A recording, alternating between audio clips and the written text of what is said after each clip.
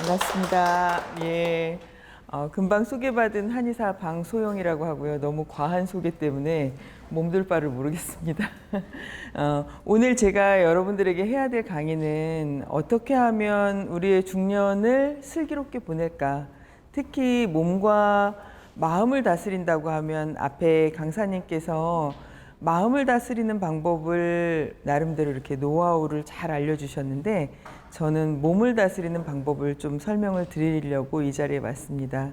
근데 이 내용들이 굉장히 요즘엔 정보가 넘쳐납니다. 그래서 여러분들이 보다 보면 넘쳐나는 정보 속에서 정말 나에게 필요한 정보를 제대로 찾아서 허우적거리지 않고 정말 필요한 것만 딱 찾아내기가 너무 어려워요. 그러니까 넘치는 정보가 많은 것 자체가 문제가 되고 그리고 그것을 선택하는 것이 문제가 되는 거죠. 그래서 가능하면 그 넘치는 정보에 제가 하나 더 한양동이를 퍼부어서 이 바다의 양을 늘리는 거는 의미가 없을 것 같고 그러면 그 중에서 어느 게 물고기인지 뭘 골라야 되는지 그냥 요령만 알려드릴게요. 그 요령을 딱 알고 나면 어차피 저는 환자를 보는 게 1인 사람이고 여러분들은 저처럼 많은 사람을 돌볼 필요가 없잖아요. 그러니까 여러분들 같은 경우는 딱 내 몸 하나만 관리하시면 되잖아요. 그러니까 그 방법의 큰 틀, 기본, 원칙 이것만 알면 건강관리라는 거는 어찌 보면 가장 쉬운 것일 수도 있다라는 게 이제 제 생각이고 그렇다고 해서 쉽다고 만만한 일은 아닙니다. 알고 가야죠. 그래서 그 내용을 오늘 간단히 설명을 드리려고 합니다. 부족한 점 많겠지만 들어보시고 궁금한 거 끝나면 한꺼번에 물어봐 주시고 제가 오늘 숫자가 5명이 안 되면 진맥을 봐드릴까 생각을 했어요. 좋아하실 것 같은데 그렇지만 그거는 일단 강의를 하고 시간 봐서 한번 각자가 가지고 있는 건강상의 궁금한 점들이 얼마나 많으시겠어요. 저희 환자분들이 저랑 상담을 하러 원장실에 탁 들어와서 제 앞에 앉으면 아무리 나가라고 신호를 드려도 안 나가요. 그러니까 똑같은 그런 과정을 겪지 않으시도록 우리가 각자 알아서 할 수 있도록 그렇게 배우는 게 중요하죠. 참고로 그냥 기분 전환 삼아 한의학의 가장 고전이라 일컬어지는 동의보감에 보면 여러 가지 정말 보석 같은 말들이 있습니다. 그 중에서 제일 앞에 첫 번째 나오는 게 동의보감 내경편이라고 내경, 그러니까 그 내 몸 안에 몸 상태를 보는 거죠. 그 중에 첫 번째 권, 신형, 사람의 형태에 대해서 말하는 거죠. 지금 현재 내 나이는 인생의 어디쯤에 있는가, 그래서 내가 어떻게 이 몸을 관리를 해야 될까 아니면 이 일생을 어떻게 관리해야 될까 할 때 저는 그 큰 마음가짐이 제일 중요하다고 생각합니다. 그 내용의 첫 번째 내용이에요. 한자로 써놓으면 어려우니까 한글로 써왔습니다. 사람은 하늘과 땅 사이에서 가장 고귀한 존재이다. 머리가 둥근 것은 하늘을 본받았고 발이 모난 것은 땅을 본받은 것이다. 하늘에는 사시가 있고 사람은 사지가 있다. 하늘에는 오행이 있고 사람은 오장이 있다. 하늘에는 육극이 있고 사람에는 육부가 있다. 이 밑으로 20줄이 넘게 같은 내용이 라임을 맞춰서 계속됩니다. 그 내용의 첫 번째 중에 제일 중요한 게 바로 저 내용이죠. 사람은 하늘과 땅 사이에 가장 고귀한 존재이다. 이거를 바꿔볼까요? 나는 하늘과 땅 사이에 가장 고귀한 존재이다. 내 몸은 하늘과 땅 사이에 가장 고귀한 존재이다. 내 가족은 하늘과 땅 사이에 가장 고귀한 존재이다. 조금 더 넓혀서 이 사회에 살고 있는 나와 동시대를 살고 있는 이 사람들은 하늘과 땅 사이에 가장 고귀한 존재이다. 그리고 마지막으로 더 멀리까지는 좀 어려우니까 이 지구에 함께 나와 살고 있는 이 사람들은 하늘과 땅 사이에 가장 고귀한 존재이다. 그 마음이 건강을 챙기는 가장 근본적인 마음입니다. 그 마음에서부터 시작을 하는 거죠. 우리가 건강을 챙기는 게 나는 잘 먹고 잘 살겠어. 나만 건강하면 돼. 남들은 다 필요 없어가 아니고 바로 이런 마음에서 시작을 하는 겁니다. 그 내용을 한번 몇 가지만 들여다볼게요. 재밌는 내용이라서 제가 이걸 가지고 우리 환자분들에게 위로도 했지만 저희 아이들이 3명이 있는데 위에 아이들 둘이 조금 키가 작은 편입니다. 그래서 제가 아이들한테 그런 얘기를 해요. 동의보감에 이 말이 나온다. 사람의 형체는 키가 큰 사람이 키 작은 사람만 못하며 몸집이 큰 사람은 몸집이 작은 사람만 못하며 살찐 사람은 야윈 사람만 못하고 하얀 사람이 검은 사람만 못하고 누렇게 뜬 사람이 생기발랄한 피부색만 못하고 피부가 얇은 사람은 두터운 사람만 못하다. 게다가 살이 찌면 습기가 많고 여위면 화기가 많고 뭐 이렇게 쭉 나갑니다. 찾아보면 여러분들 쉽게 동의보감의 내용들은 요즘 얼마든지 찾아보실 수 있을 거예요. 사람이 외형에 많이 매달리는데 우리가 알고 있는 외형의 기준과 동의보감에 나온 외형의 기준은 전혀 다릅니다. 키가 큰 사람, 얼굴이 뽀얗고 맑은 사람 좋아하는데 그거는 모델계의 기준이지 건강의 기준이 아닙니다. 그러니까 건강의 기준을 이 관점으로 딱 생각해서 이 사람의 모습을 한번 머릿속에 떠올려 보세요. 키가 자그마하고 아담하죠. 몸집이 작고 그리고 마른 편인데 다부지고 그 다음에 피부색은 거무스름하고 거무죽죽이 아니고 거무스름하고 그 다음에 탱탱하고 윤기가 흐르는 피부를 가지고 있으며 그리고 피부가 탄탄하고 두껍습니다. 이런 사람들의 모습을 한번 그려보세요. 모델계에 가면 당연히 퇴짜 맞죠. 예. 우리가 생각하는 미의 기준, 아름다움의 기준으로 보면 저 많지 저 끝과 그러니까 서로 양극단에 있는 그 정도로 전혀 다른 모습인데 어찌 보면 건강의 모습은 외형적인 게 아니라 얼마나 내실을 갖고 있는가의 모습이기 때문에 이렇게 우리가 알고 있는 미의 기준, 흔히 알고 있는 상식과는 전혀 다를지도 모릅니다. 그래서 건강하다는 거는 객관적인 것보다 어찌 보면 내가 느끼는 주관적 기준, 내가 그 몸 상태를 어떻게 받아들이는가가 중요할지도 모릅니다. 한번 그 내용을 조금 더 들어가 볼게요. 한의학 분야의 고전이라고 할 수 있는 황제내경이라고 하는 책이 있습니다. 이거는 아주 오래돼서 2000년이 넘은 책인데 소문편, 영추편 이렇게 2가지 편목으로 나뉘어져 있고요. 거기에 보면 주로 황제와 나머지 신하들 사이의 질문과 대답으로 서로 이야기가 풀어져 나갑니다. 그 중에 이런 내용이 있어요. 황제가 묻기를 내가 듣기에는 상고시대 사람들은 모두 100살까지 살아도 동작이 느리거나 더디지를 않았다 한다. 그런데 왜 지금 이 시대 사람들은 50살만 되면 모두 동작이 느리고 더디며 이것은 시대 차이 때문에 그런 것인가 아니면 섭생을 잘못해서 그런 것이냐 라고 신하인 기백에게 묻습니다. 그러자 기백이 대답을 하죠. 상고시대 사람들은 양생하는 도리를 알았기 때문에 사는 이치에 잘 순응했고 몸을 단련하는 방법에 능하여 음식도 절도 있게 먹고 일상생활도 규칙적으로 하였다. 또 헛되이 과로하지 않았기 때문에 몸과 정신이 다 온전해서 천수를 다하여 100살을 살 수 있었다. 그러나 지금 사람들은 그렇지 못하다. 술을 물 마시듯 하고 취한 상태에서 성생활을 과도하게 하여 정액을 소모하여 진기를 간직해두지 못한다. 만족할 줄 모르고 아무 때나 성적 욕구만을 추구하여 일상생활에 절도가 없기 때문이다. 그래서 50살이 되면 쇠약해진다 라고 대답하였다. 아, 옛날에는 그랬구나. 그런데 지금도 그런 것 같죠? 그런데 우리가 50을 딱 넘어가면 그 중에서 좀 아래쪽 내용은 아닌 것 같아요. 성생활을 과도하게 한다. 내용이 조금 다른 것 같긴 한데 정액을 소모하여 진액을 간직해두지 못한다. 그 정액은 아닙니다. 이 정액은 뭐냐면 사람의 정기를 담은 몸의 진액. 그러니까 우리가 아기를 만들 때 아기씨가 나오는 정액이 아니고 이 우리 몸속에 있는 진기가 담긴 몸의 진액이 다 소모돼서 50이 되면 더 이상 쓸 데가 없다는 얘기예요. 그때 오는 게 뭔가요? 갱년기죠. 갱년기가 온다는 거는 우리 몸에 진액이 소모됐다는 신호예요.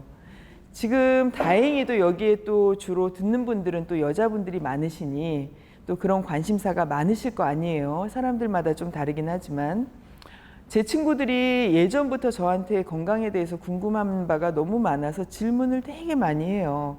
만나면 술을 마시고 차를 마셔야 되는데 손부터 내밉니다. 야, 맥주 퍼봐 막 이렇게. 그리고 이제 저는 절대로 밖에서는 진맥 안 한다 이러면서 이제 넣어주는데 그 친구들이 옛날에는 제 얘기를 듣는 둥 마는 둥 하다가 어느 날 전화가 와요. 큰일 났어. 나 몸이 예전 같지 않아. 이거 어떻게 관리해야 돼? 나 약 좀 지어줘. 나 집에 누가 이거 보냈는데 이 약 먹으면 어떨까? 얘기를 하는 거죠.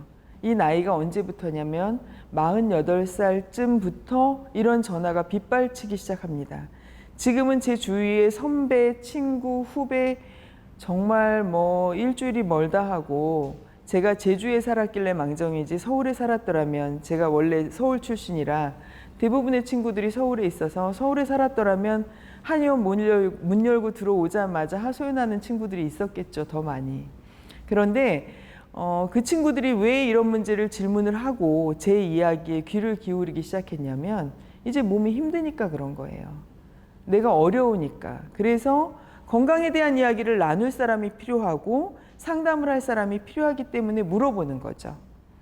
우리가 그런데 여기에 나온 것처럼 기백이 대답한 것처럼 양생하는 도리를 알고 사는 이치에 잘 순응하고 몸을 단련하는 방법을 알고 음식을 절도 있게 먹고 일상생활도 규칙적으로 했더라면 상대적으로 그런 문의는 좀 적었겠죠. 제 친구들이 일하느라 바쁘게 사는 친구들이 너무 많습니다. 아마 모르긴 몰라도 여기 앉아 계신 분들도 마찬가지일 거라는 생각을 해요. 자기를 돌볼 틈이 없었던 거죠. 이제 와서 몸에서 빨간불이 켜지니까 큰일 났어. 이제 어떻게 해야 돼? 라고 저에게 질문을 해대기 시작합니다. 그런데 이미 이 시기에 와서 얘기를 하는 게 늦었다라고 생각할 수도 있고 또 하나는 이렇게 알기 때문에 너와 너의 가족들을 어떤 방법으로 가르쳐야 될지 이제 알 것이고 이제부터라도 몸을 관리하는 방법을 알게 될 거야 라고 저는 설명을 합니다. 옛날에 상고시대 사람들처럼 우리가 이런 원리를 잘 지키면 어떻게 될까요? 인생은 100살이죠. 지금은 저는 인생의 딱 정중앙, 황금기에 있습니다. 그리고 삶의 정중앙 가장 꽃피는 시기에 있어요. 뭐 20대의 얼굴은 아니겠지만 아까 말씀드렸잖아요. 외모가 뭐가 중요합니까? 지금 인생에서 저만큼 경험이 무르익고 저만큼 삶의 지혜를 하나씩 터득해 가며 그러는 시기가 제 인생 중에 언제 있었나요? 저의 인생 중에 최고인 순간은 바로 지금이거든요.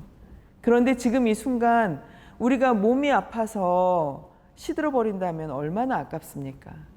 욕심부리지 않고 그렇지만 한 걸음씩 또 이 인생의 황금기를 내가 더 활짝 꽃피울 수 있도록 만드는 게 삶의 지혜고 행복이죠. 그래서 그런 시기를 만들어야 됩니다. 그런 시기를 만들려면 뭘 알아야 되느냐? 이런 이야기들은 찾아보시면 굉장히 많아요. 우리 몸을 지키기 위해서 뭘 조심해야 되는가? 제일 많은 게 대사성 질환이죠. 대사성 질환이 뭐예요? 몸의 대사에 이상이 나타나서 생기는 질환이 대사성 질환이에요. 그러니까 내 몸은 거대한 화학 공장입니다. 그러니까 이 몸이 끊임없이 아침에 눈 뜨면서부터 잠을 잘 때까지 그리고 잠을 자고 있는 순간에도 화학 반응이 일어나는 거대한 공장이에요.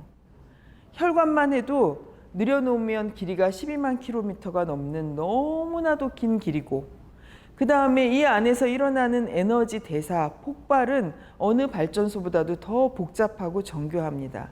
몸에서 나오는 호르몬은 1000가지가 넘어요. 이렇게 많은 화학 변화가 일어나는 내 몸의 공장에서 몸의 발전소가 망가진 거예요. 그럼 어떻게 될까요? 우리나라 사람들이 제일 많이 앓는 사망의 원인 중에 첫 번째는 뭘까요? 암이죠, 암. 암인데 그 암이라든지 그 다음에 심혈관계 질환이라든지 아니면 폐, 호흡기 계통의 질환 요 세 가지가 우리 몸에 사망, 그러니까 목숨을 잃게 만드는 가장 큰 원인 세 가지인데 그렇게 만드는 근본 원인에 뭐가 있었냐면 이 공장이 어느 날 안 돌아가기 시작하면서부터 있습니다. 그런데 이 공장이 언제 안 돌아가느냐? 이 대사 과정이 잘 안 돌아갈 때 일어나는 일은 어떻게 생기느냐, 그거를 아는 거죠. 그 시기에 우리는 어떤 병을 앓느냐면 고혈압, 당뇨병, 고지혈증, 골다공증 이런 증상들을 앓게 되는 거죠. 그런데 그 증상이 언제 생기느냐? 대부분 50 전후에 일어납니다. 왜 50 전후에 일어날까요? 아까 뭐라고 그랬어요? 우리 몸에서 뭐가 부족해진다고 그랬죠? 진액이 부족해집니다. 이 진액이 부족해지는 시기가 갱년기거든요.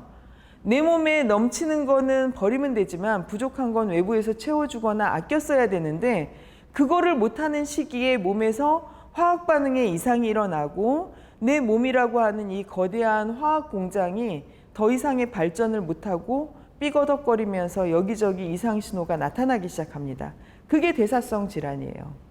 대사성 질환이 나타나면 쉽게 말해서 이 몸의 어떤 그 대사, 메타볼릭 시스템, 내 몸의 에너지를 만드는 과정에 문제가 생기니까 거기에 덩달아서 여기저기 쑤시고 아프고 결리기 시작하죠. 무릎이 아프고 어깨가 아프고, 왜 어깨가 아픈데 하고 많은 질환 중에 이름이 오십견일까요? 그때 이상이 생기니까 오십견이에요. 50에 생기니까 오십견이죠.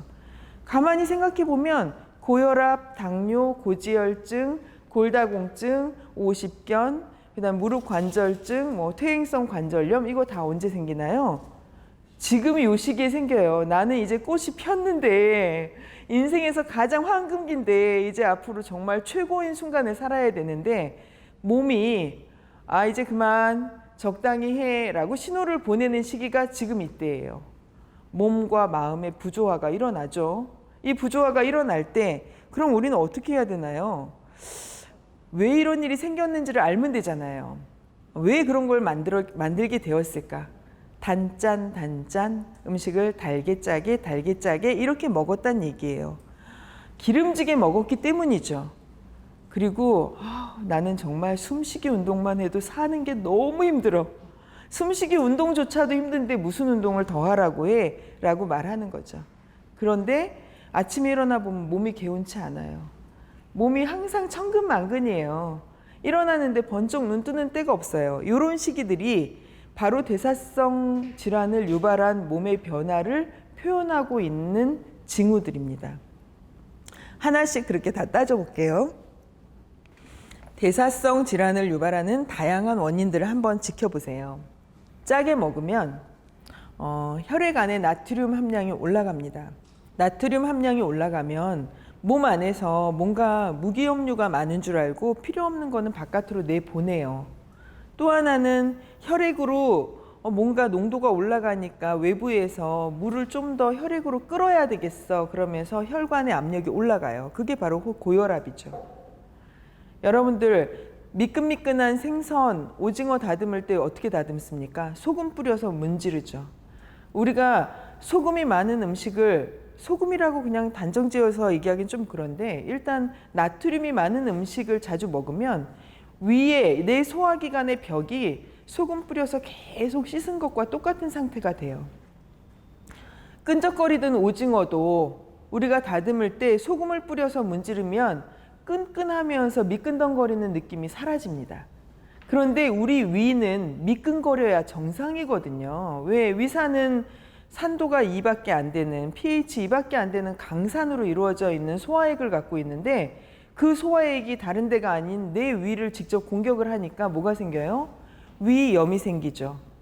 그리고 소화 흡수가 안 되고 생활관리가 안 되니까 위 안에 있어야 될 위액이 위로 넘쳐 흘러나옵니다. 역류성 식도염이 생기죠. 그래? 몸에 그런데 나트륨 함량이 높으네. 그러면 칼슘과 나트륨은 비슷한 무기염류니까 바깥으로 내보내. 빨리 다 바깥으로 빼버리자. 그래서 생기는 게 골다공증이에요. 그러니까 음식을 짜게 먹는 게 나쁘다라고 그냥 이론적으로 막연하게 알고 있었는데 그냥 내가 음식을 짜게 먹으면 당장 뭐부터 달라지냐면 일단 몸이 부어요. 몸에 수분이 늘어나죠. 왜? 저장하려고 하니까. 이게 고혈압을 유발하는 방식이고, 그리고 혈압이 올라가면 몸이 붓는다고 느끼는 사람들이 대부분입니다. 무겁고 내 마음대로 안 움직이죠. 속 다 버리죠. 뼈 약해지죠. 한 번만 넘어져도 다칠 수밖에 없는 거죠. 과도하게 당류를 먹어요. 우리가 지금 섭취하는 당류가 얼마나 많은지 카페에 가서 메뉴판 한 번만 딱 보시면 알 수 있어요. 그 중에 당이 없는 거 5손가락 안에 들어갈걸요. 나머지는 하루에 필요한 당분이 그 한 잔에 다 들어가 있습니다. 카페 문화가 발달하는 것도 좋고 달콤한 음식으로 우리의 마음을 어루만지는 건 좋은데 그동안 잃어버린 우리 건강은 어떻게 할까요? 그러니까 여러분들이 가서 음식을 먹을 때 아니면 가족들에게 음식을 줄 때 단 거를 섞지 않고 짜게 하지 않고 담담하게 슴슴하게 그렇게 주는 음식을 받으면서 행복할 수 있어야 되고 그게 즐거워야 되는데 우리 입맛은 절대로 거기에 길들여져 있지 않아요. 단짠 음식에 너무 많이 익숙해져 있어요. 나가면 고기로 배를 채웁니다. 아이들이 제가 셋이라고 그랬잖아요. 아이들 셋을 데리고 멋모르고 쇠고기를 사 먹이러 밖으로 나갔어요. 구워 먹는 쇠고기 먹고 나서 계산서를 보고서 입이 딱 벌어졌잖아요. 한참 때 저희 아이들이 지금은 중학생, 고등학생, 대학생인데 그때는 초등학생, 중학생이었어요. 가면 죽기 살기로 먹어요. 마치 사람들이 한마디씩 하잖아요. 평소에 좀 먹이라고. 애를 얼마나 굶겼길래 애들이 다 이 모양이냐고. 겉보기에는 멀쩡한데. 근데 이 아이들이 가서 먹으니까 돈 30만 원, 40만 원 우습게 나와요. 그 이후로 저는 절대 아이들 데리고 밖에 나가서 고기 안 사 먹습니다. 집에서 먹여요. 집에서. 나가서 사 먹이면 끝도 없는 데다가 욕심을 부리니까 아이들이 자기가 먹어야 할 양을 항상 넘길 수밖에 없어요. 그래서 살이 찐 아이들이 많은 제주도에, 그거는 많이 알고 계시죠? 제주도의 비만율이 너무 높다는 거. 그런데 이런 통계도 알고 계시나요? 경제 사정과 그 가족들의 비만도가 비례한다는 걸. 그런데 비만도는 비례하는데 거꾸로 지금 얘기한 대사성 질환들, 이런 성인병이라고 우리가 흔히 일컫는 질환의 이환율, 병에 걸리는 비율은 경제 사정이 어려울수록 점점 더 높아진다는 것.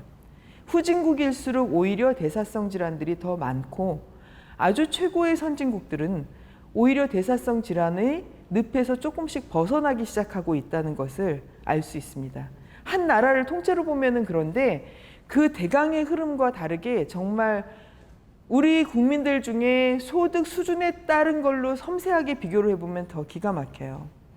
우리 소득의 10% 내에 해당하는 사람과 90% 정도에 해당하는 사람들의 대사성 질환 이환율을 보면 차이가 너무나도 크게 갈라집니다. 비교할 수 없어요. 그러니까 부모로부터 제대로 섬세한 관심과 애정을 받지 못하고 방치되면서 멋대로 먹으면 이런 질환에 걸린다는 거예요. 그리고 당연히 운동이 부족합니다. 뭐 잘 사는 사람들이야 나가서 얼마나 운동할 게 많습니까? 요즘에는 그런 운동 코치들도 진짜 많은데 솔직히 저도 코로나 시기를 거치면서 확진자가 됐어요. 그런 분들 많으시죠.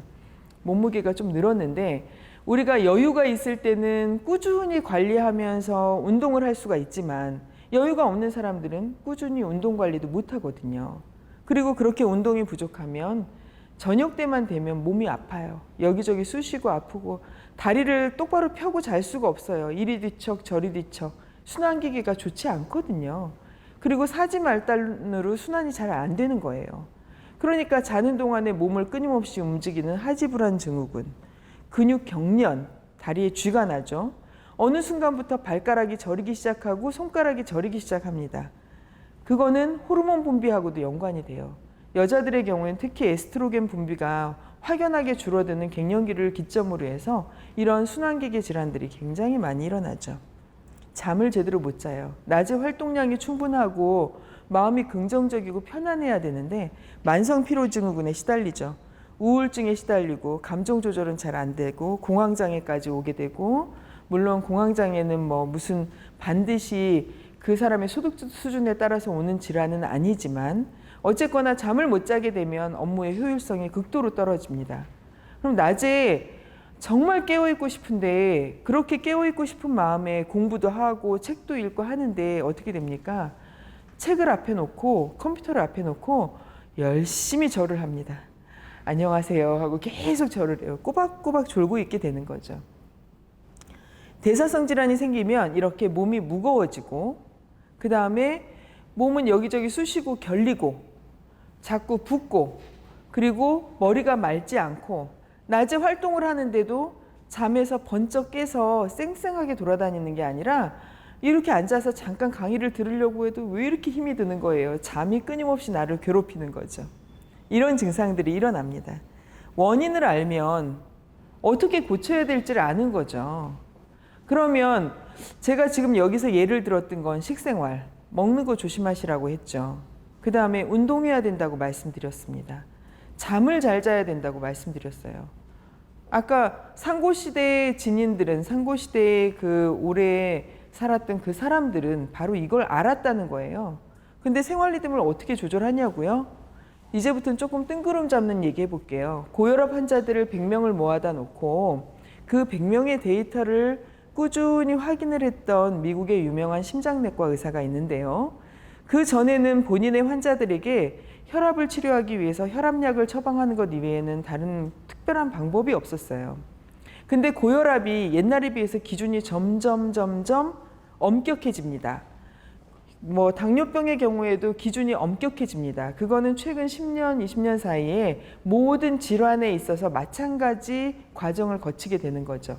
왜? 옛날에는 140에 90을 넘어가면 혈압이 위험하다. 그런데 145에 95를 넘어가면 수축기 혈압과 이완기 혈압이 145에 95를 넘어가면 약을 먹어야 된다.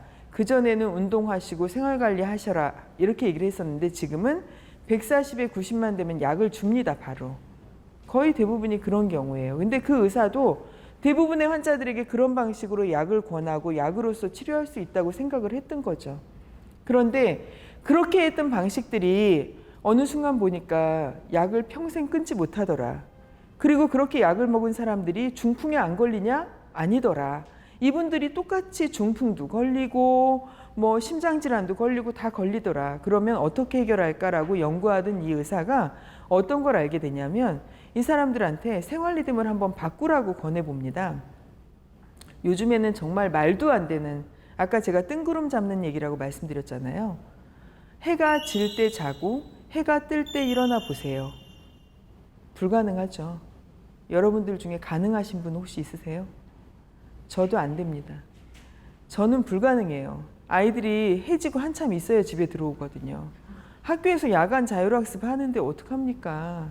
우리 애는 공부 안 해도 괜찮아요. 뭐 대학 안 가도 괜찮아요. 할 정도로 제가 그렇게 잘나진 못했고, 그래서 저는 그렇게는 못하고 아이가 올 때까지 기다려서 그 가까운 데까지 아이를 픽업하러 나가야 됩니다. 제가. 그러니까 아이가 실제로 집에 와서 뭐라도 조금 먹는 거라도 챙겨주고 잠을 재워야 되고 그래서 재우는 게 불가능하죠. 저는 항상 12시 전후 돼서야 겨우 잠이 듭니다. 근데 그때 잠이 들 때는 그냥 아이 때문에 억지로 잠을 참고 그때까지 할 일들을 몰아서 다 해놓고 자는 거고, 근데 해 뜰 때 일어날 수는 있겠더라고요. 대신 그 부족한 잠을 어떻게 채우느냐면 낮에 꼭 채웁니다. 저는 낮에 아무리 못해도 15분, 아무리 바빠도 15분은 꼭 낮잠을 잡니다. 점심시간을 줄여서라도. 그 뜬구름 잡는 얘기를 했던 의사의 경우에는 자기 환자들에게 해가 질 때 자고 해가 뜰 때 일어나게 했습니다. 그 결과 고혈압이 사라졌습니다. 두 번째 항목을 한번 봐주시죠. 균형 잡힌 음식을 먹고 이 먹는 시간을 규칙적으로 만들면 아까 얘기한 단짠을 멀리하고 고지방을 멀리하고 그리고 몸에 좋은 음식을 먹게 되면 몸이 건강해질 거는 우리가 뭐 겪어보지 않아도 누구나 다 알 수 있습니다. 모두 다 그렇게 하라고 하는데 그걸 언제 하죠? 방법이 없더라고요. 그래서 저는 이제 그런 방법을 씁니다. 제가 안 하고 기구가 대신 요리하게 만들어요. 이거를 지키는데 너무 어려운데 제가 여러 가지로 다양한 시도를 하고 환자로부터 피드백을 받고 환자분들한테 균형 잡힌 식생활 하셔야 되는데 바빠 죽겠는데 언제 그걸 하고 있어요? 이렇게 말씀하신단 말이에요. 근데 생각을 해보니까 식재료를 내가 살고 있는 반경 10km 안에서 구하려고 애를 쓰는 거죠. 내가 사는 공간 근처에서 구하면 냉장, 냉동을 오랜 시간 거치지 않은 신선한 음식을 저희가 섭취를 할 수가 있습니다. 여러분들이 만약에 서울에 산다면 이게 굉장히 어려웠을 텐데요. 제주도는 그게 가능해요. 제가 제주도에 와서 너무 행복해하는 것 중에 하나가 언제든지 신선한 생선을 구할 수 있고 신선한 고기를 먹을 수 있고 신선한 야채를 얻을 수 있고 신선한 과일을 구할 수 있더라는 거죠. 그래서 물론 부족한 것도 있죠. 제주가 이 차지하고 있는 위도와 경도가 한계가 있고 섬이라는 특성이 있는데 그런 거 가끔 좀 외부에서 택배로 사서 먹고 그렇지만 대부분 내가 구할 수 있는 가까이 있는 음식들이 균형 잡힌 식생활을 하는데 기본이에요. 멀리 물 건너온 거 가능하면 구하지 말고 그리고 꼼꼼하게 상표를 살피세요. 여러분들이 사는 구입하는 제품의 상표 뒤에 뭐부터 보냐고요? 넌 GMO, GMO 음식이 아닌가? 인공적인 감미료나 첨가물이 들어가지 않았는가?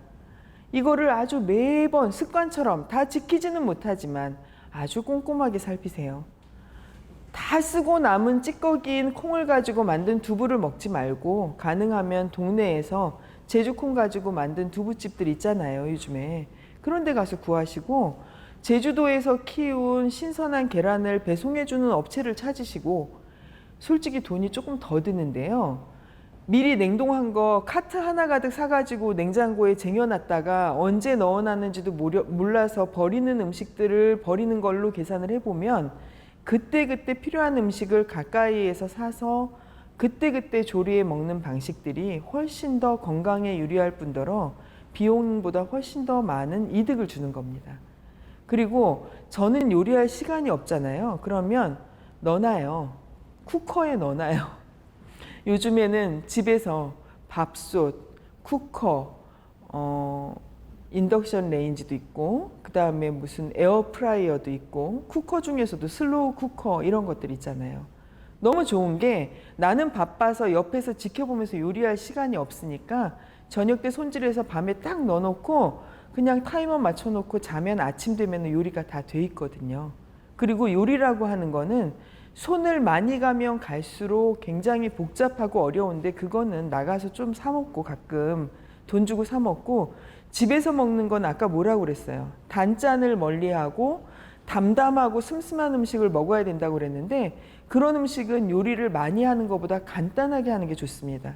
그래서 균형 잡힌 음식을 섭취하는 방법은요. 손을 많이 거치지 말고 제철 음식 요즘 마늘철이라 마늘 되게 맛있잖아요. 요리마다 마늘을 다 집어넣어요, 저는. 그래서 마늘이 많이 나올 때 마늘을 다 집어넣어서 마늘이 익어서 나오는 그 향긋함과 고소함을 음식에 다 살아서 먹을 수 있도록 만드는 거죠. 고구마철이면 집에 고구마를 몇 상자를 사다가 계속 아이들한테 고구마를 계속 에어프라이어에 넣어놓으면 지가 다 해주잖아요. 그렇게 꿔서 먹이는 거죠. 당근 한참 조촌에서 나오잖아요. 그럼 당근 박스 사다가 아침에 밥 먹이지 말고 아침마다 사과하고 당근을 막 갈아서 그걸로 아침 주스로 아침 식사를 대신해요. 요즘에는 빵을 안 사 먹습니다, 저는. 어느 날 제가 제주 통밀의 맛을 알아버린 이후부터는 나가서 빵집에서 빵을 사 본 적이 없어요. 지금 몇 년째 그렇게 돼요. 제가 바쁜데 언제 이거 하냐고요? 제가 아이가 셋이고 개가 3마리고요. 주택에 살고 있고 마당이 너무 넓고 그리고 한의원에서 근무를 하고 있고 친구들이 오면 꼭 한 번씩은 들르는 집을 가지고 있는데 이걸 언제 다 하냐면 아까 제가 뭐라고 그랬어요. 저는 조리법이 복잡한 걸 절대 안 한다고 그랬잖아요. 그거 다 쿠커에다 집어넣고 밤새 지보고 알아서 하라고 하면 지가 알아서 하는 거예요. 근데 그런 방식으로 하다 보면 조리법을 터득을 해요. 신선한 상태로 진공에서 넣어놨다가 먹기 직전에 뜯어서 소스만 쫙 뿌려서 먹는 방식. 얼마나 편해요. 그리고 아이들을 다 시켜요. 첫째야 나와서 너는 계란 삶아봐. 네가 삶는 계란이 최고로 맛있어. 오늘은 반숙으로 해줘. 둘째한테는 샐러드 한번 세팅해가지고 비벼주라. 셋째한테는 불러가지고 야 어제 만들어 놓은 빵 냉동실에서 꺼내가지고 얼른 오븐에다 구워줘. 뭐 이렇게 잘하는 것 같지만 맨날 한 소리를 하면서 시킵니다. 없을 때는 간단하게 하고. 제가 밥을 반드시 먹어야 된다는 생각을 버리고 제주산 통밀이 가지고 있는 그 풍미에 빠져들고 난 다음부터는 빵도 사 먹지 않고 집에서 만들어요. 냉장고에 12시간만 넣어두면 빵이 밤사이에 다 발효 다 되거든요. 인터넷 찾아보면 다 나와요. 그리고 아무것도 안 넣어요. 설탕도 안 넣고 소금 4g 넣습니다. 빵 500g 가지고 만들 때. 그리고 뭐 다른 부수적인 첨가물 하나도 안 넣어요. 왜? 아이들한테 이게 건강한 거야, 이게 맛있는 거야 라는 얘기를 하도 엄마가 하니까 아이들이 뭐 넣는 거는 밖에 나가서나 먹지 집에서는 잘 안 먹거든요. 그래서 집에서 만든 통밀빵 먹어요. 제주에서 저희 동네에 밀 재배하는 친구가 있거든요. 그래서 그 친구가 신선하게 보관한 밀가루 키로에 6,000원밖에 안 해요. 나가서 빵 사 먹으면 6,000원짜리 빵 사봤자 저희처럼 식구 많은 사람들은 한 끼도 못 먹을 거 아니에요. 그러면 1kg 사가지고 집에서 냉장고에다 얼른 반죽해서 딱 넣어놓으면 그거 가지고 2주 이상 거뜬히 먹습니다. 밥에다도 통밀을 섞어서 먹어요. 너무 맛있어요. 근데 이렇게 먹기까지 제가 얼마나 많은 시행착오를 겪었는지 솔직히 거기까지 다 얘기하려면 오늘은 부족해서 안 되고요. 그런 이야기는 또 찾아보시면 더 재미있게 잘해주실 수 있는 분들이 많죠. 그런데 제가 환자들을 접해보고 이런 걸 다양하게 겪어보다 보니 최고의 의사는 먹이는 사람이더라. 그런데 먹이는 사람이 이렇게 복잡하게 근사하게 멋지게 플레이팅하는 거 말고 건강한 음식을 담담하고 슴슴하게 먹을 수 있도록 가르치는 사람이 내 가족과 나의 건강을 지키는 최고의 의사이더라 라는 생각이 저는 듭니다. 제가 환자들을 보면서 느낀 바입니다. 그리고 규칙적으로 먹으라고 했더니 못 먹는데요. 시간이 없으시대요. 그럼 어떻게 하냐고요? 얘기했잖아요. 그 빵 들고 다니면서 한 입 떼먹고 집에서 요구르트 기계에 넣어놨던 요구르트 가지고 한 잔 마시고 그렇게만 해도 됩니다. 그날 못 먹은 거 저녁 때 다 몰아서 먹으려고 하지 마세요. 그렇게 먹는 것은 내 몸이 요구하는 그 소리에 귀 기울이는 방식으로 먹는 것을 관리하실 수 있습니다. 또 그렇게 해야 건강해지는 거죠. 근사하게 멋지게 뷔페 가서 드실 생각보다는 가끔 뷔페 가면 재미있고 맛있지만 평소에는 이렇게 먹어야 됩니다. 근데 이렇게 먹어야 건강하다는 걸 우리가 알기까지 참 많은 시간과 노력이 필요합니다. 일상 속에서 자신에게 맞는 운동하라고 했더니 언제 운동할 시간 있냐고 하시더라고요. 저는 하루에 환자들을 본다고 움직이면 최소 5,000보 이상을 걷게 되거든요. 어느 날 제 무릎에 극심한 통증이 나타나기 시작했어요. 운동을 하다가 좀 지나치게 쾅쾅 발을 굴렀거든요. 근데 그 쾅쾅 발을 구를 때 하필이면 그 바닥이 아주 충격 완화에 좋은 마룻바닥이 아니고 그냥 밑에다가 두툼한 그 놀이방 매트 같은 걸 깔아놓은 그런 바닥이었는데 탁구를 치면서 바닥을 아주 세게 굴렀는데 그날 좀 아프다 싶었는데 한 이틀 후부터 점점 더 아파지더라고요. 나중에 병원에 갔더니 일단은 초음파를 봐야 되는데 아직은 한의사들이 초음파를 볼 수가 없어서 한계가 있어서 가서 확인을 하니까 석회와 건염이 나타났어요. 바람만 불어도 아프다는 그 병. 어깨에 나타나면은 고개 돌리다가 으악 하고 비명을 지른다는 그 병이 제 오른쪽 무릎에 나타난 거죠. 가만히 생각을 해봤어요. 코로나 때문에 확진자가 되고 운동을 안 한 티를 너무 많이 낸 거죠. 안 하던 운동을 1년 만에 그렇게 했더니 그렇게 나타난 거죠. 그래서 일상생활에서 규칙적인 운동을 하기 위해서 그 이후로 제가 당장 한 게 뭐였냐면 실내 자전거 10만 원대면 삽니다. 실내 자전거를 갖다 세워놓고 아침에 눈 뜨면 아이들 밥 차리기 전에 딱 준비만 해놓고 자전거 10분 타기. 저녁 때 돌아와서 잠자기 전에 자전거 딱 10분 타기. 주말이면 그냥 그날은 땀나는 대로 더 하기. 이거는 자신에게 맞는 운동을 찾는 수밖에 없어요. 그리고 제일 많이 하는 운동이 뭔지 아세요? 환자들 침 놓을 때 환자분들 베드는 낮잖아요. 저는 허리를 이렇게 구부려서 침을 놔야 되는데 이게 허리에도 안 좋고 무릎에도 안 좋거든요. 기마 자세로 침 놓기. 되게 웃기죠?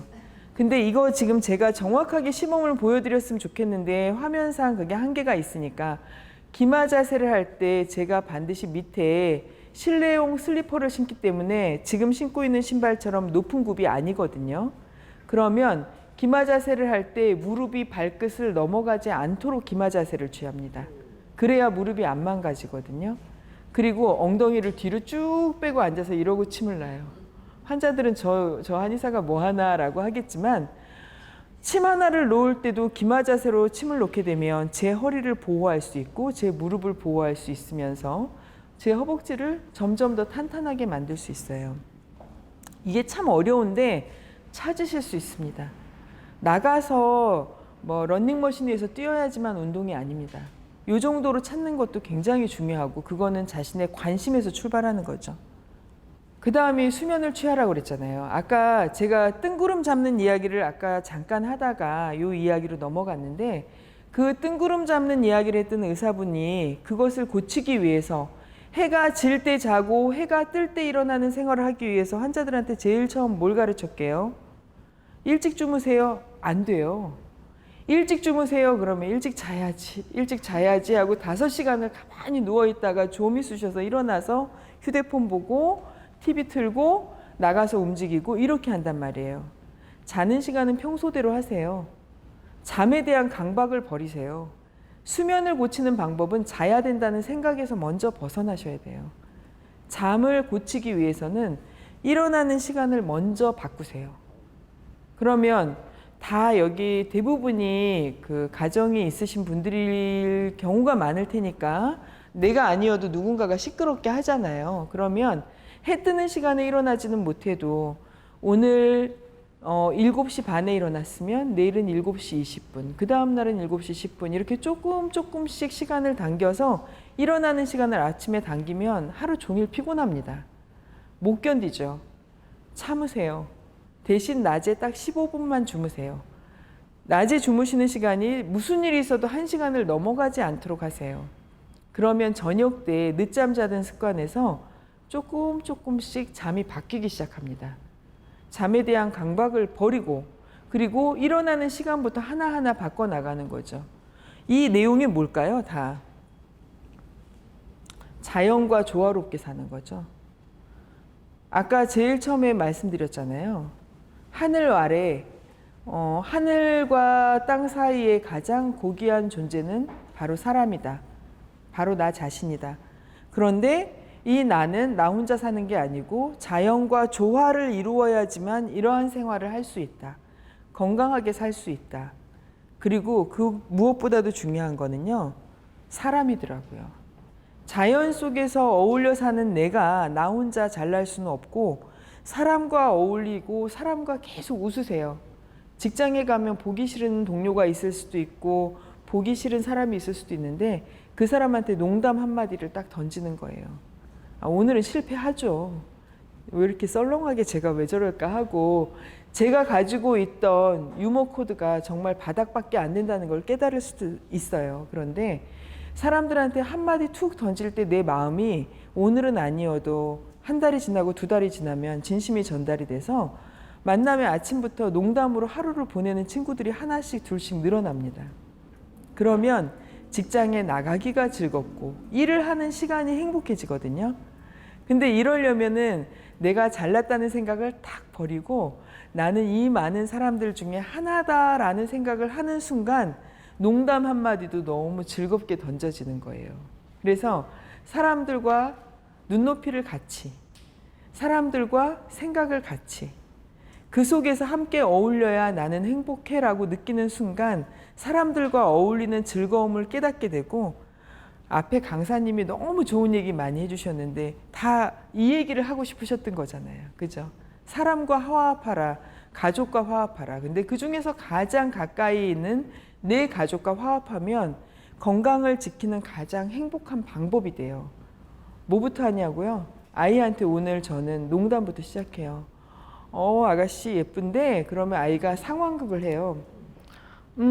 내가 오늘 좀 괜찮니? 예. 저기 내 신발 좀 갖다 주렴. 저희 막내딸이 오늘 아침에도 저에게 이런 장난을 쳐요. 예, 내가 오늘 컨디션이 안 좋은데 저기 가가지고 드레스 좀 챙겨줘. 그럼 이거 말이에요 아가씨? 이러고 제가 또 시작을 합니다. 우습잖아요. 뭐 항상 이렇게 사는 건 아니고 이게 막 이러면서 성질 부르기도 하지만 그 상황극 하나를 하기까지 노력이 굉장히 많이 필요했는데 아이가 그날 아침에 눈 뜨면서부터 행복하잖아요. 그리고 제가 그 상황극을 만드는 과정이 너무 즐겁잖아요. 그러니까 그런 상황극을 만들면서 아이랑 웃으면서 하루를 시작하잖아요. 그러면 그날 하루가 너무 행복해요. 제가 저희 집에는 학생이 넷이 있다고 그래요. 초등학생, 중학생, 고등학생, 대학생. 위로 셋은 나이 어린 학생들인데 제일 밑에 초등학생은 좀 나이 많은 학생이에요. 제 남편이거든요. 입맛도 초딩이고 단순하기가 초딩 같은데 왜 초딩이라고 말을 하느냐면 유머 감각이 유머 코드가 50대 60대 유머 코드를 가지고 있는데 초딩처럼 놀아요. 아이들하고. 근데 그게 이 사람이 행복하게 살 수 있는 지름길이라는 걸 어느 날 근엄한 제가 보고 깨달은 바가 있었어요. 그래서 저도 요즘은 초딩이 되려고 되게 애를 많이 써요. 순박함을 갖는 거죠. 그냥 순진하게 사는 거죠. 내가 잘났고 내가 부모이기 때문에 아이들한테 모범을 가져야 되고 내가 주위에 있는 사람들 앞에 원장이기 때문에 근사해야 되고 라는 생각을 안 하는 순간 그때부터 가족들하고 화합이 시작되더라고요. 그래서 그런 화합을 하는 방식들을 우리가 생활을 하면서 찾아 나가기 시작하면 건강은 저절로 저를 따라와요. 근데 이 얘기는 항상 이렇게 즐거운 마음으로 일상을 유지까지 했는데도 안 될 수도 있죠, 뭐. 일상의 건강을 지키는 기본은 가장 일반적인 건강법을 지키는 데서 출발하는 거 맞습니다. 뭐 대단한 비법이 있지 않아요. 진시황이 찾은 대단한 불로장생약이 어디 있겠어요.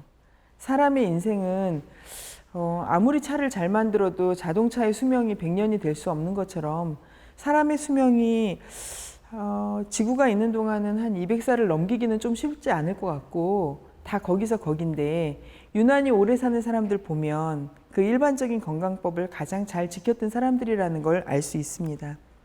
그런데 진짜 중요한 원칙은 뭐냐면 의사는 따로 있지 않더라. 아까 제가 뭐라고 했나요? 제일 중요한 의사는 사람들을 먹이는 의사다. 나를 먹이는 나.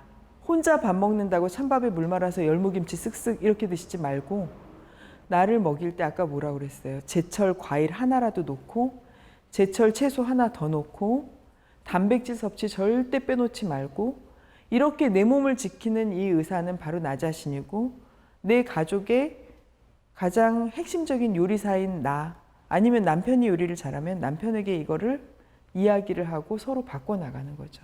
그러니까 서로 함께 화합을 해서 이렇게 바꿔나가야 내 몸과 마음을 지키는 건강의 기본을 저희가 찾아나갈 수가 있습니다. 다른 사람은 절대 못 해줄 수 있는 거죠. 그런데 이렇게 해도 아플 수 있잖아요. 저도 아팠었거든요. 주의력이 좋으신 분들은 아실 수 있겠지만 저도 크게 아팠어요. 애 셋을 정말 건강하게 키우겠다고 한의원에서 점심시간에 집에 가가지고 아이들 점심을 챙겨주고 다시 한의원에 출근을 했어요. 제정신이 아니죠. 지금 같았으면 다시 그 시기로 돌아가서 야 정신 똑바로 차려. 네가 세상에서 제일 중요한데 뭘 하겠다고 이렇게 건강을 망쳤어 라고 얘기를 할 텐데 그때는 내가 능력이 안 되는 걸 인정하지 못하고 아이들을 건강하게 키워야 된다는 그 생각으로 저희 아이들은 공부는 다 못해요. 좋은 대학을 가지도 않았고 그런데 아이들이 되게 건강해요. 몸도 건강하지만 마음도 건강해요. 그러니까 흔히 말하는 회복 탄력성이 굉장히 좋아요. 그래서 제가 말해요. 너 지금 가지고 있는 이 대학과 이 직업이 너의 인생의 첫 번째일 수는 있는데 마지막은 아닌 게 분명해. 그러면 두 번째, 세 번째 직업을 선택할 때는 바로 너의 지금 이 자산이 그때는 좋은 대학 나온 것 이상으로 너를 지켜줄 수 있어. 그 마음이 중요하다라고 말하려고 애씁니다. 속에서 불이 끓어오르는 한이 있어도 최고를 다 했는데도 아플 수가 있죠. 노력해도 병은 올 수 있어요. 그리고 그걸 인정하는 게 굉장히 중요해요. 네. 미리 조심하고 미리 조섭하고 미리 관리하고 다 했는데도 안 될 수 있죠. 일상생활 관찰하죠. 뭘 관찰할까요?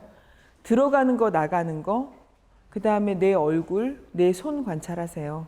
내가 입맛이 좋은지, 잘 싸는지, 잘 자는지 이거 지켜보시고, 그 다음에 내 스스로를 관찰할 때 내 가족과 내 주위 사람들을 관찰하세요. 저는 이게 몸에 배어서 환자들을 볼 때도 이렇게 자꾸 유심히 배워요. 직업병인데 그렇게 하고 변화에 민감하셔야 돼요. 어느 날 갑자기 변이 묽어져. 이상 있는 거예요. 어느 날 입맛이 안 좋아. 이상 있는 거죠. 양치를 하고 나서 입을 딱 헹구고 혀를 탁 봤는데 혀에 백태가 하얗게 꼈어. 이상 있는 거죠. 그런 게 무엇을 의미하는지를 관찰하면 답을 알 수 있어요. 그래서 그렇게 관찰을 했는데도 병이 올 수 있잖아요. 어떻게 막아요? 사람이 부처님도 못 막는다고 했잖아요. 생로병사, 세 번째 병드는 거는 모든 사람이 겪게 되는 또 하나의 고통이자 당연한 과정인데, 그런데 병은요, 물리쳐야 할 나의 적은 아니더라고요. 제가 그렇게 정신없이 내가 마치 슈퍼우먼이냐 된 것이냐 그렇게 살던 시기를 벗어날 수 있었던, 제가 그 바쁘던 그 시기에 보셨던 분은 알 건데 제가 항상 어디 앉기만 하면 이렇게 졸았어요. 병든 닭처럼. 낮에 너무 피곤하니까 앉아서 있으면 틈만 나면 졸 수밖에 없는 거죠. 운전하는 게 정말 고역이었어요. 그러다가 사람 잡겠더라고요. 근데 그 병이 오는 순간 아차! 내 몸이 이 순간 쉬어가라고 신호를 보내는구나 라고 깨닫는 거예요. 그래서 병조차도 내 몸에는 또 다른 의사예요. 이 의사가 없이는 내 몸이 건강할 수 없어요. 그리고 그 순간 나를 돌아보게 만들어요. 또 다른 선생님이에요. 그 선생님이 나에게 찾아오는 순간 이렇게 젊고 아름답던 손이 좀 더 소박한 걸 찾으려고 했는데 보석이 너무 예쁘네요. 이렇게 쪼글쪼글해지죠. 나름대로 그래도 예쁘게 꾸며보려고 매니큐어도 칠하고 예쁜 보석으로 치장도 하는데 어쨌거나 손은 피부가 달라지잖아요. 이렇게 사람이 변합니다. 이거는 저희 환자분의 손인데 지금 87 대신 일주일이 멀다 하고 두세 번씩 계속 치료받으러 오시는 저희 환자분 손인데, 보시면 아시겠지만 사진에는 정확하게 안 드러나요. 이 어머니가 좀 손 내보내기를 약간 쑥스러워하셔서 오른손 세 번째, 네 번째 손가락 끝마디가 안 보이시죠? 젊을 때 일하다가 잘려서 손 끝마디가 없으세요. 그래서 관절이 하나가 없잖아요. 근데 이 어머님 손목을 한번 보세요. 손목이 퇴행성 관절염이 너무 극심해져서 이렇게 두껍습니다. 손가락은 당연히 그렇죠. 우리 손도 언젠간 저렇게 변하겠죠. 하는 일에 따라서 조금씩 다르겠지만 이 어머님 와서 웃지 않는 날이 단 하루도 없으세요. 제가 오늘도 물어봤어요. 어머니, 평소에 몸 힘들 때는 진통제도 먹고 몸 관리도 좀 신경 쓰고 하세요? 난 딴 거 필요 없어요. 원장님네 한의원에 와서 침만 맞으면 다 나아요. 저는 그게 최고예요. 원장님 덕에 살았어요. 이게 제 자랑하려고 하는 게 아니라 저는 그 어머님이 말하는 모습을 보면서 알죠. 그 어머님이 웃으면서 대답하는 그 태도에 답이 있다는 거를. 그 어머님의 건강법은 거기에 있어요. 저희 한의원에 와서 침을 맞아서 건강한 게 아니라 난 이거면 돼. 나는 이거면 충분해. 이걸로 나는 충분히 행복할 수 있어라는 마음가짐 때문에 이렇게 손가락이 다 구부러지고 휘어지고 튀어나왔는데도 본인의 몸을 누구보다도 마음을 잘 다스려서 건강하게 사신다는 걸 알 수 있어요. 그래서 그 마음가짐 때문에 항상 이 어머님을 뵐 때마다 저는 많이 배우고 느낍니다. 그리고 진짜 주변에 있는 분들한테 알려주고 싶어요. 건강해지는 법은 이겁니다 라고. 대단한 거 아니죠? 그래도 도움 되셨으면 좋겠습니다. 감사합니다. 네.